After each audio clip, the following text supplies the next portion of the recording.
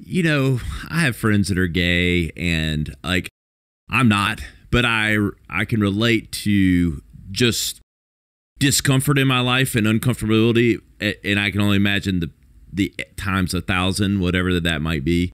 I mean, it sounds like you had a different experience than some people I've heard. Like you thought the switch was just going to come on. It didn't sound like you were necessarily running from something you were aware of as much as you just thought, okay, I'm going to eventually be like everybody else. Yeah, like I thought this is like part of the progression of like growing up.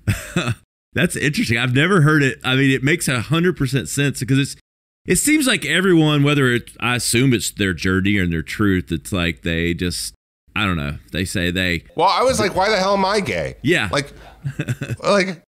if I don't want to be, can't I just like, and the girls were so attractive that I got together with, but it would be like you making out with an attractive dude. You probably would hate it. Yeah, I wouldn't enjoy it. I'm attracted to women. You had to imagine. But I can't. But you know what? I'm smart enough and open-minded enough to know like the reverse of that, and knowing that how you would, you know what I mean? That you must have felt, how awkward or like, okay, like I'm not like. Again, I'm a very open-minded person, but I'm like, wow, that would be so terrible. Wow, I can relate to what you went through. It's like. But unfortunately, we've grown up in a world that's just starting to wrap their head around, being open-minded to how other people are. In some ways, we're getting better. In some ways, we're getting worse, right? Yeah, and I'm different in the way too, where like I could be friends with someone who's anti-gay marriage.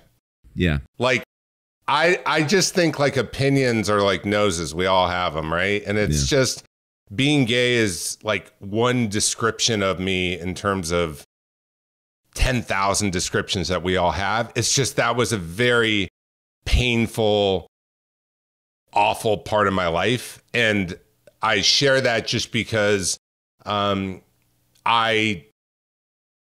just a part of my story, but